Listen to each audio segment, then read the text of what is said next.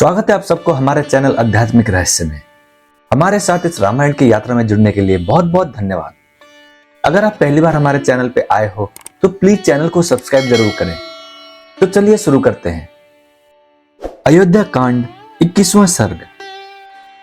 लक्ष्मण का रोष, उनका श्री राम को बलपूर्वक राज्य पर अधिकार कर लेने के लिए प्रेरित करना तथा श्री राम का पिता की आज्ञा के पालन को ही धर्म बताकर माता और लक्ष्मण को समझाना।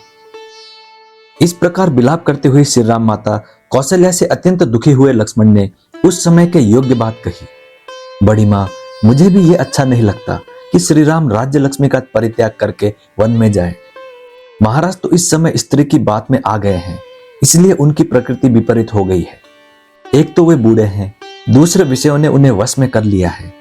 अतः कामदेव के वशीभूत हुए हुए नरेश कैकेयी जैसी स्त्री की प्रेरणा से क्या नहीं कह सकते हैं। मैं श्री रघुनाथ जी का ऐसा कोई अपराध या दोष नहीं देखता जिससे इन्हें राज्य से निकाला जाए और वन में रहने के लिए विवश किया जाए। मैं संसार में एक मनुष्य को भी ऐसा नहीं देखता जो अत्यंत शत्रु एवं तिरस्कृत होने पर भी परोक्ष में भी इनका कोई दोष बता सके। धर्म पर दृष्टि रखने वाला कौन ऐसा राजा होगा जो देवताओं के समान शुद्ध, सरल, जितेंद्रिय और शत्रुओं पर भी स्नेह रखने वाला श्री राम जैसे पुत्र का अकारण परित्याग करेगा। जो पुनः बाल भाव, विवेक शून्यता को प्राप्त हो गए हैं, ऐसे राजा के इस वचन को राजनीति का ध्यान रखने वाला कौन पुत्र अपने हृदय में स्थान दे सकता है। रघुनंदन, जब तक कोई भी मनुष्य आपके वनवास की बात को नहीं जानता है, तब तक ही आप मेरे सहायता से इस राज्य के शासन की बागडोर अपने हाथ में ले लीजिए। रघुवीर, जब मैं धनुष लिए आपके पास रहकर आपकी रक्षा करता रहूं और आप काल के समान युद्ध के लिए डट जाएं, उस समय आपसे अधिक पौरुष प्रकट करने में कौन समर्थ रह सकता है। नरश्रेष्ठ, यदि नगर के लोग विरोध में खड़े होंगे तो मैं अपने तीखे बाणों से सारी अयोध्या को मनुष्यों से सुनी कर दूंगा। जो भरत का पक्ष लेगा अथवा केवल जो उन्हीं का हित चाहेगा, उन सब का मैं वध कर डालूंगा। क्योंकि जो कोमल या नर्म होता है उसका सभी तिरस्कार करते हैं। यदि कैकेयी के प्रोत्साहन देने पर उसके ऊपर संतुष्ट हो पिताजी हमारे शत्रु बन रहे हैं, तो हमें भी मोह ममता छोड़कर इन्हें कैद कर लेना चाहिए या मार डालना चाहिए। क्योंकि यदि गुरु भी घमंड में आकर कर्तव्य का ज्ञान खो बैठे और कुमार्ग पर चलने लगे तो उसे भी दंड देना आवश्यक हो जाता है। पुरुषोत्तम, राजा किस बल का सहारा लेकर अथवा किस कारण को सामने रखकर आपको न्यायतः प्राप्त हुआ ये राज्य अब कैकेयी को देना चाहते हैं।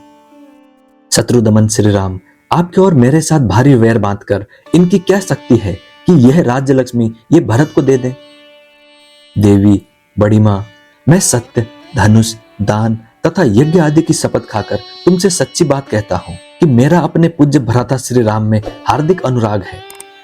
देवी, आप विश्वास रखें, यदि श्री राम जलती हुई आग में या घोर वन में प्रवेश कर लेने वाले होंगे तो मैं इनसे भी पहले उसमें प्रविष्ट हो जाऊंगा। इस समय आप, रघुनाथ जी तथा अन्य सब लोग भी मेरे पराक्रम को देखें। जैसे सूर्य उदित होकर अंधकार का नाश कर देता है, उसी प्रकार मैं भी अपनी शक्ति से आपके सब दुख दूर कर दूंगा। जो कैकेयी में आसक्त चित्त होकर दीन बन गए हैं, अविवेक में स्थित हैं और अधिक बुढ़ापे के कारण निंदित हो रहे हैं, उन वृद्ध पिता को मैं अवश्य मार डालूंगा। महामनस्वी लक्ष्मण के ये ओजस्वी वचन सुनकर शोकमग्न कौशल्या श्री राम से रोती हुई बोली, बेटा, तुमने अपने भाई लक्ष्मण की कही हुई सारी बातें सुन ली। यदि जचे तो अब इसके बाद तुम जो कुछ करना उचित समझो उसे करो। मेरी सौत की कही हुई अधर्म युक्त बात सुनकर मुझ शोक से संतप्त हुई माता को छोड़कर तुम्हें यहां से नहीं जाना चाहिए। धर्मिष्ठ, तुम धर्म को जानने वाले हो, इसलिए यदि धर्म का पालन करना चाहो तो यहीं रहकर मेरी सेवा करो और इस प्रकार परम उत्तम धर्म का आचरण करो। वत्स, अपने घर में नियम पूर्वक रहकर माता की सेवा करने वाले काश्यप उत्तम तपस्या से युक्त हो स्वर्गलोक में चले गए थे। जैसे गौरव के कारण राजा तुम्हारे पूज्य हैं, उसी प्रकार मैं भी हूं। मैं तुम्हें वन जाने की आज्ञा नहीं देती, अतः तुम्हें यहां से वन को नहीं जाना चाहिए। तुम्हारे साथ तिनके चबाकर रहना भी मेरे लिए श्रेयस्कर है, परंतु तुमसे विलग हो जाने पर न मुझे इस जीवन से कोई प्रयोजन है और न सुख से। यदि तुम मुझे शोक में डूबी हुई छोड़कर वन को चले जाओगे तो मैं उपवास करके प्राण त्याग दूंगी, जीवित नहीं रह सकूंगी। बेटा, ऐसा होने पर तुम संसार प्रसिद्ध वो नरक तुल्य कष्ट पाओगे जो ब्रह्म हत्या के समान है और जिसे सरिताओं के स्वामी समुद्र ने अपने अधर्म के फल रूप से प्राप्त किया था। माता कौशल्या को इस प्रकार दीन होकर विलाप करती देख धर्मात्मा श्री रामचंद्र ने यह धर्मयुक्त वचन कहा, माता, मैं तुम्हारे चरणों में सिर झुकाकर तुम्हें प्रसन्न करना चाहता हूं। मुझ में पिताजी की आज्ञा का उल्लंघन करने की शक्ति नहीं है, अतः मैं वन को ही जाना चाहता हूं। वनवासी विद्वान कंडु मुनि ने पिता की आज्ञा का पालन करने के लिए अधर्म समझते हुए भी गौ का वध कर डाला था।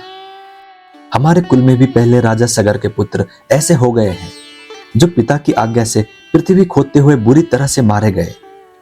जमद अग्नि के पुत्र परशुराम ने पिता की आज्ञा का पालन करने के लिए ही वन में फरसे से अपनी माता रेणुका का गला काट डाला था। देवी, इन्होंने तथा और भी बहुत से देवतुल्य मनुष्यों ने उत्साह के साथ पिता के आदेश का पालन किया है, अतः मैं भी कायरता छोड़कर पिता का हित साधन करूंगा। देवी, केवल मैं ही इस प्रकार पिता के आदेश का पालन नहीं कर रहा हूं। जिनकी मैंने अभी चर्चा की है उन सब ने भी पिता के आदेश का पालन किया है। मां, मैं तुम्हारे प्रतिकूल किसी नवीन धर्म का प्रचार नहीं कर रहा हूं। पूर्व काल के धर्मात्मा पुरुषों को भी यह अभिष्ट था। मैं तो उनके चले हुए मार्ग की ही अनुसरण करता हूं। इस भूमंडल पर जो सबके लिए करने योग्य है वही मैं भी करने जा रहा हूं। इसके विपरीत कोई न करने योग्य काम नहीं कर रहा हूं।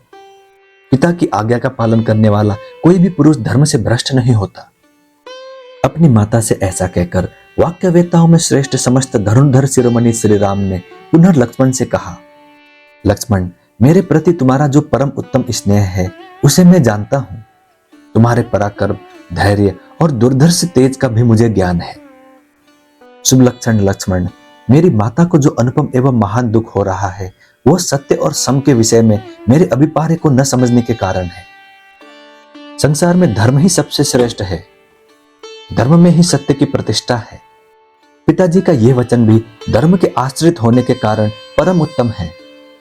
वीर, धर्म का आश्रय लेकर रहने वाले पुरुष को पिता, माता अथवा ब्राह्मण के वचनों का पालन करने की प्रतिज्ञा करके उसे मिथ्या नहीं करना चाहिए। वीर, अतः मैं पिताजी की आज्ञा का उल्लंघन नहीं कर सकता, क्योंकि पिताजी के कहने से ही कैकेयी ने मुझे वन में जाने की आज्ञा दी है। इसलिए केवल छात्र धर्म का अवलंबन करने वाली इस ओछी बुद्धि का त्याग करो।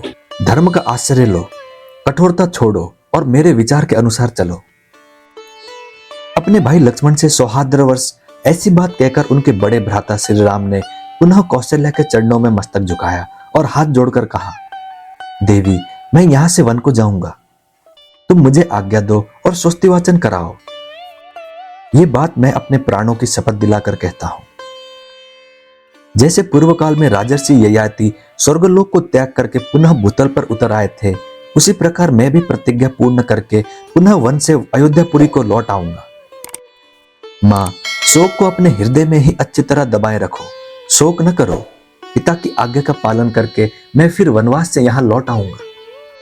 तुमको, मुझको, सीता को, लक्ष्मण को और माता सुमित्रा को भी पिताजी की आज्ञा में ही रहना चाहिए। यही सनातन धर्म है। मां, यह अभिषेक की सामग्री ले जाकर रख दो। अपने मन का दुख मन में ही दबा लो और वनवास के संबंध में जो मेरा धर्मानुकूल विचार है उसका अनुसरण करो। मुझे जाने की आज्ञा दो। श्री रामचंद्र जी की यह धर्मानुकूल तथा व्यग्रता और आकुलता से रहित बात सुनकर जैसे मरे हुए मनुष्य में प्राण आ जाए, उसी प्रकार देवी कौशल्या मूर्छा त्याग कर होश में आ गई तथा अपने पुत्र श्री राम की ओर देखकर इस प्रकार कहने लगी, बेटा, धर्म और सौहार्द के नाते जैसे पिता तुम्हारे लिए आदरणीय गुरुजन है, वैसे ही मैं भी हूं। मैं तुम्हें वन में जाने की आज्ञा नहीं देती। वत्स, मुझ दुखिया को छोड़कर तुम्हें कहीं नहीं जाना चाहिए। तुम्हारे बिना मुझे यहां इस जीवन से क्या लाभ है? इन स्वजनों से, देवता तथा पितरों की पूजा से और अमृत से भी क्या लेना है? तुम 2 घड़ी भी मेरे पास रहो तो वही मेरे लिए संपूर्ण संसार के राज्य से भी बढ़कर सुख देने वाला है। जैसे कोई विशाल गजराज किसी अंधकूप में पड़ जाए और लोग उसे जलते लुआठों से मार मार कर पीड़ित करने लगे, उस दशा में वो क्रोध से जल उठे, उसी प्रकार श्री राम भी माता का बारंबार करुण विलाप सुनकर इसे स्वधर्म पालन में वादा मानकर आवेश में भर गए। वन में जाने का ही दृढ़ निश्चय कर लिया। उन्होंने धर्म में ही दृढ़ता पूर्वक स्थित रहकर अचेत सी हो रही माता से और आर्त एवं संतप्त हुए सुमित्रा कुमार लक्ष्मण से भी ऐसी धर्मानुकूल बात कही जैसे उस अवसर पर वही कह सकते थे, लक्ष्मण, मैं जानता हूं तुम सदा ही मुझ में भक्ति रखते हो और तुम्हारा पराक्रम कितना महान है यह भी मुझसे छिपा नहीं है। तथापि तुम मेरे अभिप्राय की ओर ध्यान न देकर माताजी के साथ स्वयं भी मुझे पीड़ा दे रहे हो। इस तरह मुझे अत्यंत दुख में न डालो। इस जीव जगत में पूर्वकृत धर्म के फल की प्राप्ति के अवसरों पर जो धर्म, अर्थ और काम तीनों देखे गए हैं वे सब के सब जहां धर्म है वहां अवश्य प्राप्त होते हैं, इसमें संशय नहीं है। ठीक उसी तरह जैसे भार्या, धर्म, अर्थ और काम तीनों की साधन होती है, वो पति के वशीभूत या अनुकूल रहकर अतिथि सत्कार आदि धर्म के पालन में सहायक होती है। प्रेयसी रूप में काम का साधन बनती है और पुत्रवती होकर उत्तम लोक की प्राप्ति रूप अर्थ की साधिका होती है। जिस कर्म में धर्म आदि सब पुरुषार्थ का समावेश ना हो उसको नहीं करना चाहिए। जिससे धर्म की सिद्धि होती हो उसी का आरंभ करना चाहिए। जो केवल अर्थपरायण होता है वह लोक में सबके द्वेष का पात्र बन जाता है तथा धर्म विरुद्ध काम में अत्यंत आसक्त होना प्रशंसा नहीं, निंदा की बात है। महाराज हम लोगों के गुरु, राजा और पिता होने के साथ ही बड़े बूढ़े माननीय पुरुष हैं। वे क्रोध से, हर्ष से अथवा काम से प्रेरित होकर भी यदि किसी कार्य के लिए आज्ञा दें तो हमें धर्म समझकर उसका पालन करना चाहिए। जिसके आचरणों में क्रूरता नहीं है ऐसा कौन पुरुष पिता की आज्ञा के पालन रूप धर्म का आचरण नहीं करेगा। इसलिए मैं पिता की इस संपूर्ण प्रतिज्ञा का यथावत पालन करने से मुंह नहीं मोड़ सकता। तात लक्ष्मण, वे हम दोनों को आज्ञा देने में समर्थ गुरु हैं और माताजी के तो वो ही पति, गति तथा धर्म है। वे धर्म के पर्वतर्क महाराज अभी जीवित हैं और विशेषतः अपने धर्म में मार्ग पर स्थित हैं। ऐसी दशा में माताजी जैसे दूसरी कोई विधवा स्त्री बेटे के साथ रहती है उस प्रकार मेरे साथ यहाँ से वन में कैसे चल सकती है। अतः देवी, तुम मुझे वन में जाने की आज्ञा दो और हमारे मंगल के लिए स्वस्ति वाचन कराओ, जिससे वनवास की अवधि समाप्त होने पर मैं फिर तुम्हारी सेवा में आ जाऊं। जैसे राजा ययाति सत्य के प्रभाव से फिर स्वर्ग में लौट आए थे, केवल धर्महीन राज्य के लिए मैं महान फलदायक धर्म पालन रूप सुयश को पीछे नहीं ढकेल सकता। माँ, जीवन अधिक काल तक रहने वाला नहीं है, इसके लिए मैं आज अधर्म पूर्वक इस तुच्छ पृथ्वी का राज्य लेना नहीं चाहता। इस प्रकार नरश्रेष्ठ श्री रामचंद्र जी ने धैर्यपूर्वक दंडकारण्य में जाने की इच्छा से माता को प्रसन्न करने का प्रयत्न किया तथा अपने छोटे भाई लक्ष्मण को भी अपने विचार के अनुसार भली भांति धर्म का रहस्य समझाकर मन ही मन माता की परिक्रमा करने का संकल्प लिया। इस प्रकार श्री वाल्मीकि निर्मित आर्ष रामायण आदि काव्य के अयोध्या कांड में 21वां सर्ग पूरा हुआ। मैं उम्मीद करता हूँ श्री राम जी आपकी सारी मनोकामनाएं पूरी करें। जय श्री राम, जय हनुमान। अब मिलते हैं अगली वीडियो में।